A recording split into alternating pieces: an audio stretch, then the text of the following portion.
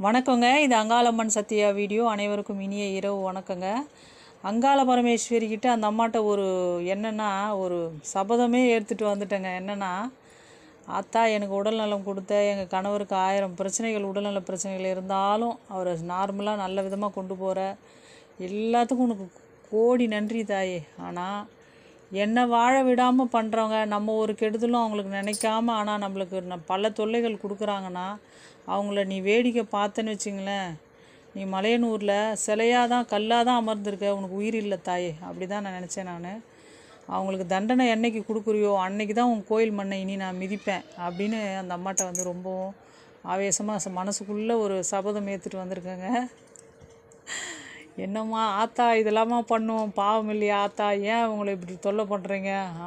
உன்னுடைய எதிரி, அதாவதுங்க, வாழ்க்கைன்றது எல்லாருக்குமே ஒரு முறை தான். ஆனால் நம்மளை நிம்மதியாக வாழ விடாமல் தான் அப்படின்னு நினச்சிட்டு பண்ணுற நம்ம சொந்த பந்தங்கள் இருக்காங்க பார்த்தீங்களா, அவங்களுக்குலாம் அந்த அம்மாவே பார்த்து தான் கூலி கொடுக்கணும். கண்டிப்பாக கொடுப்பா, அந்த அம்மா கொடுத்துட்டு வருவா, கொடுப்பான்னு நான் நம்புகிறேன். சரிங்களா, விடக்கூடாது.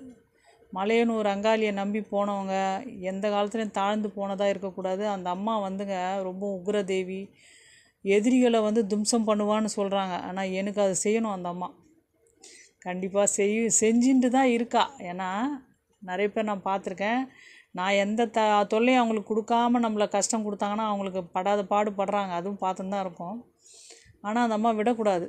ஏன் இப்படி நீங்கள் ஒரு வன்மத்தோடு பேசுகிற மாதிரி இருக்கே அப்படின்னு கூட நீங்கள் நினைக்கலாம். ஆனால் ரொம்ப மனசு வாழ்க்கையை ரொம்ப சோதிக்கிறாங்க சில பேருங்க.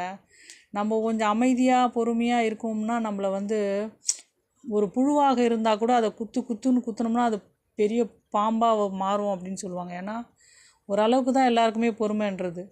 எங்கள் அம்மா ஆவேசக்காரி, உக்ரதேவி, தம் பக்தர்களுக்கு ஒன்றுனா ஓடி வருவா அப்படின்றது உண்மையாக இருந்தால் அந்த அம்மா அவங்களுக்கெல்லாம் தண்டனை கொடுத்தா மட்டும்தான் இனி அந்த கோயில் பக்கமே வருவாங்க.